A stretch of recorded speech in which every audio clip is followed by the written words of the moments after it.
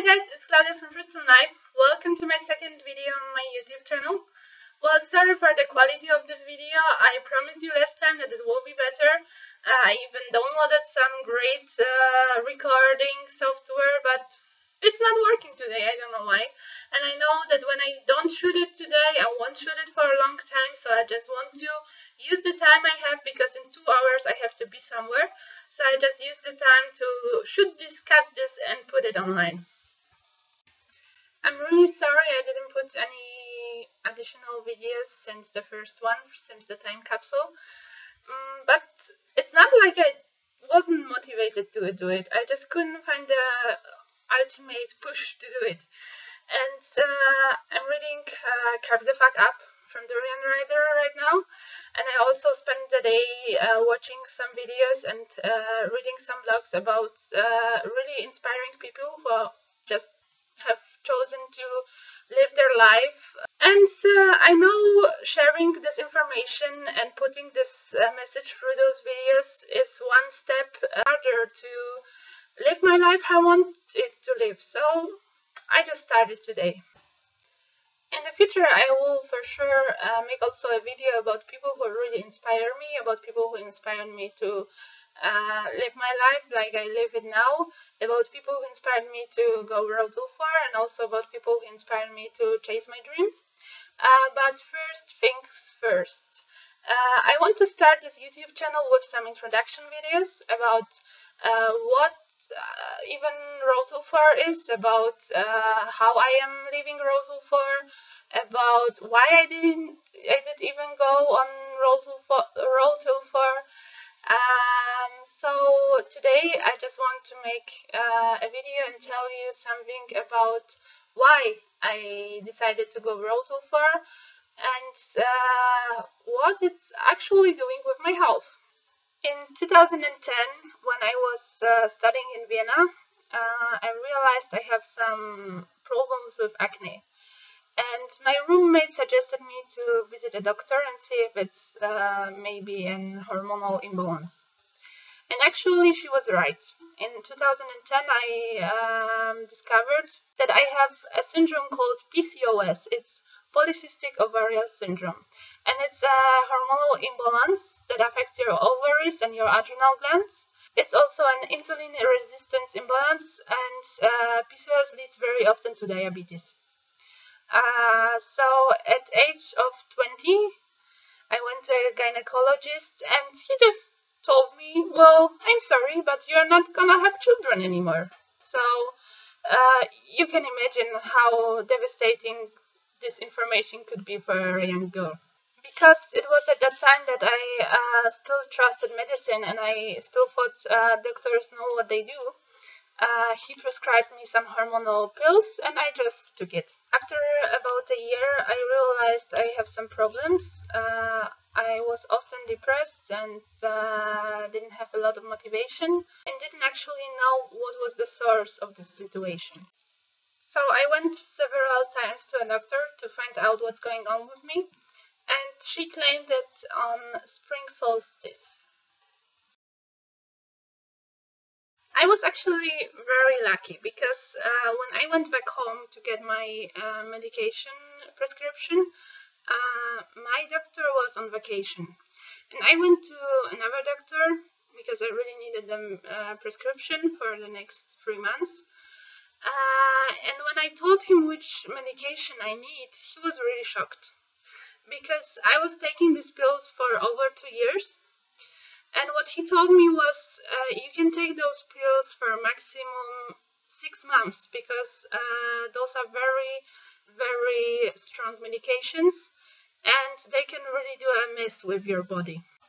Well, actually, the visit was a big relief for me, because I realized all the problems I had before.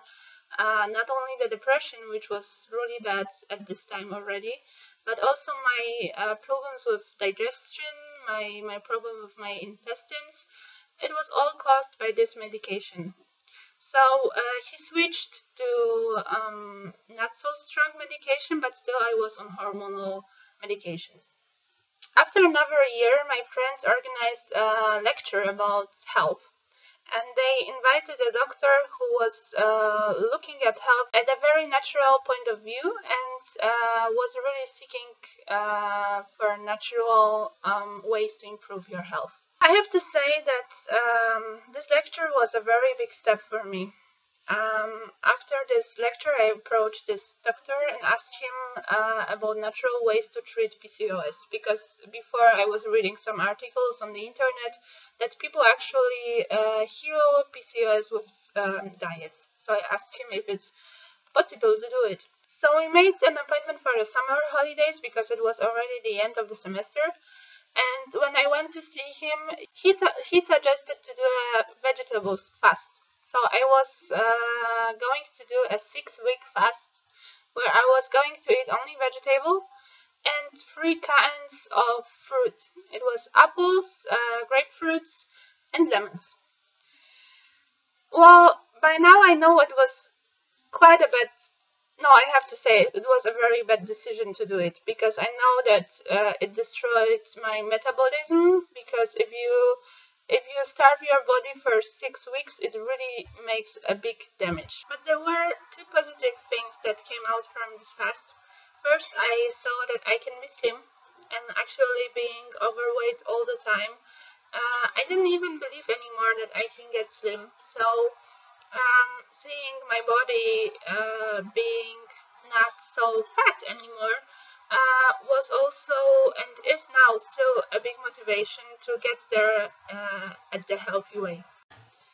So after I survived the 6-week fast, I decided to switch into a healthy lifestyle, because it was really hard to do the 6-week fast, and I just didn't want to destroy all the effects by going back into the traditional way of eating that I was before.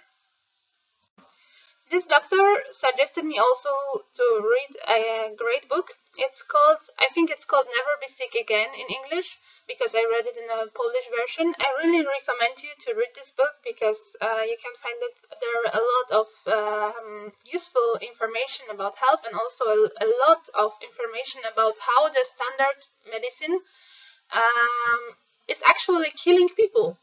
So in this book, it's of course not a raw food diet book, but in this book he also writes a lot about the power of raw foods, about the power of vegetables, about the power of fruits. And that's why I decided to look into the raw food diets.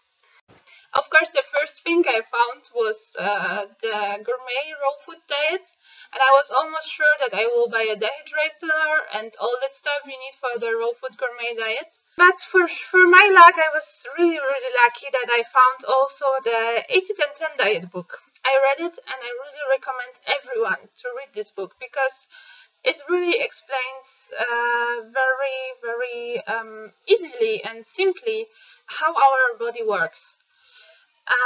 And I decided to go 80-10-10. So this was September last year, so September 2013.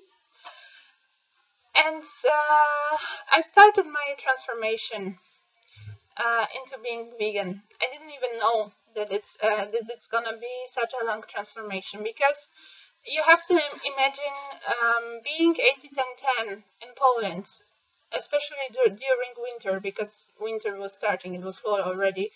It's very hard. You don't have good access to ripe fruits, especially when you are a student and you are living on a student budget. It's very expensive to live only on raw fruits.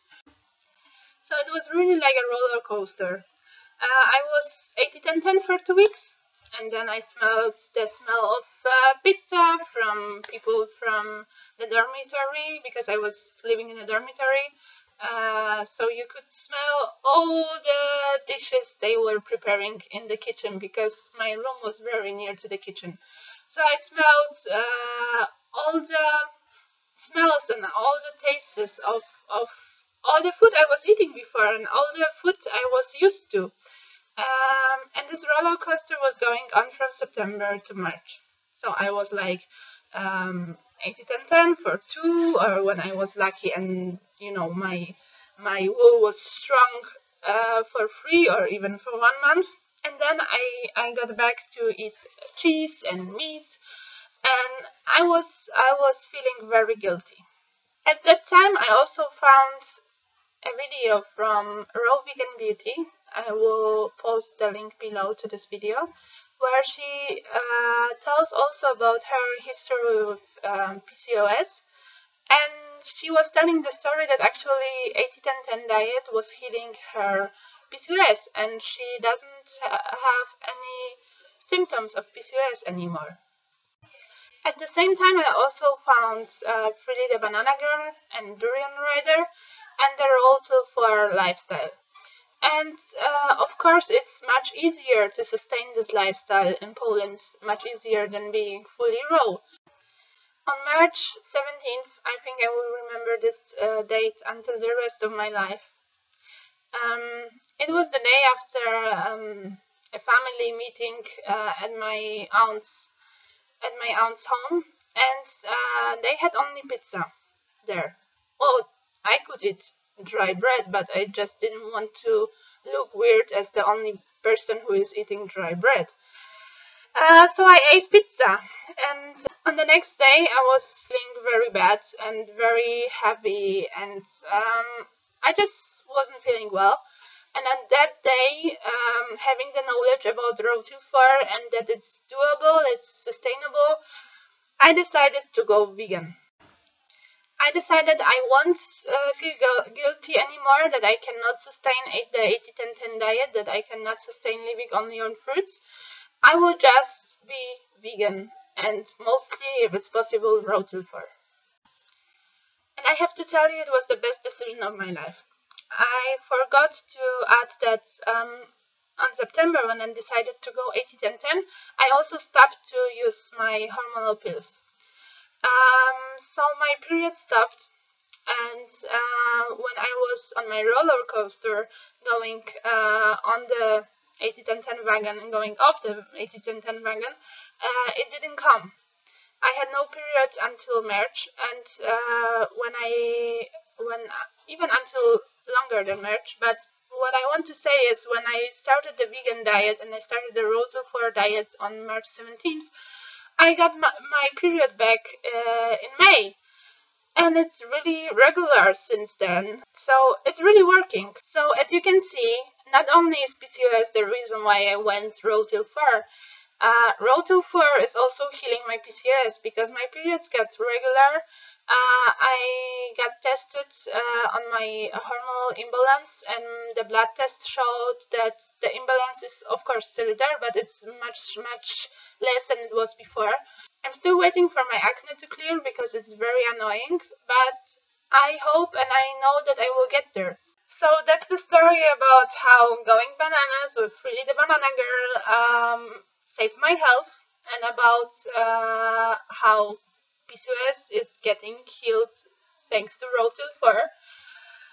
Of course, there are also another aspects about my RawTill4 lifestyle, and about how it treats my body, and how actually my body is responding to the diet. But I think I will make another video about that. So that's all for today. I hope you got some useful information from that video, and I hope those of you who have similar experiences will look into the 80-10-10 diet and the RawTill4 diet, because my example shows that this is really the answer. So thank you for watching. I'm going now to carb up with my corn pasta. I hope to see you in my next video. Bye!